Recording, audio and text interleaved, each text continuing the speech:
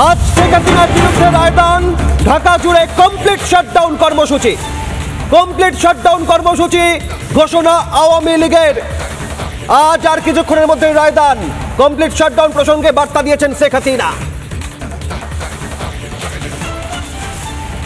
আমাদের যে কর্মসূচি, আমি আশা করি এই কর্মসূচিও বাংলাদেশের মানুষ এটা পালন করে এই সুদখোর খুনি জঙ্গি ইনুস আর তার সাথে এই যারা দোষর তাদেরকে দেখিয়ে দেবে যে বাংলাদেশ জানে কিভাবে তাদের দাবি আদায় করতে হয়, কিভাবে বাংলাদেশ ঘুরে দাঁড়াতে পারে।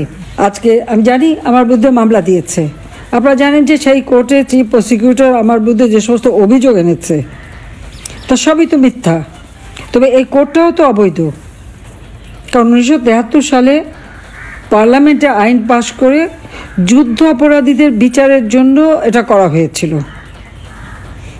এখানে কিন্তু স্পষ্ট লেখা আছে যুদ্ধ অপরাধীদের বিচার হবে, এবং এই আইনের 11(4) অনুচ্ছেদে স্পষ্ট বলাই আছে কীভাবে এই কোর্ট গঠিত হবে, চিফ প্রসিকিউটর থেকে শুরু করে কারা কী হবে সব কিন্তু নির্দেশিকা দেওয়া আছে। কিন্তু এরা কিছুই মানেনি। আর যত হত্যা মামলা সব আওয়ামী লীগের বিরুদ্ধে, কিন্তু খুন করেছে তো ইনুস। আবু সাইদের বাবা নিজেই বলে দিয়েছেন যে তার ছেলের মাথার পিছনে গুলি লেগেছে, কিন্তু সারা বিশ্ব জানে আবু সাইদ বুক পেতে দিয়ে গুলি নিয়েছে। কিন্তু পোস্টমর্টমে আছে তার শরীরের ভিতরে যে সমস্ত আঘাতের চিহ্ন, একটা গুলি খাওয়া মানুষের শরীরে তো ওই আঘাত হয় না কখনো। পোস্টমর্টমটা খুব ভালোভাবে যদি কেউ দেখেন দেখবেন সেখানে কি আছে। অথচ এই অপবাদগুলি তারা দিয়ে যাচ্ছে সারা বিশ্বব্যাপী।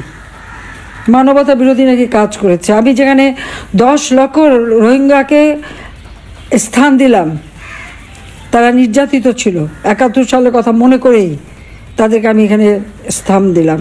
এর থেকে মানবতার কাজ আর কি হতে পারে? আমরা তো কখনো কাউকে এরকম দায়মুক্তি দেইনি বা আমরা প্রতিশোধ নিতে চাইনি। বাংলাদেশে আইনের শাসন প্রতিষ্ঠা করেছিলাম, ন্যায় বিচার প্রতিষ্ঠা করেছিলাম। গোপালগঞ্জে যেভাবে আর্মি যে গুলি করে হত্যা করেছে, এই হুকুম কে দিয়েছে? এটা তো ডক্টর ইনুসই করেছে।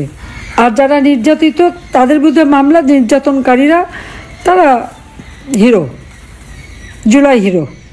খুনি, হত্যাকারী, অগ্নিসংযোগকারী, ধ্বংসাত্মক কাজে লিপ্ত তারা হয়ে গেল জুলাই হিরো।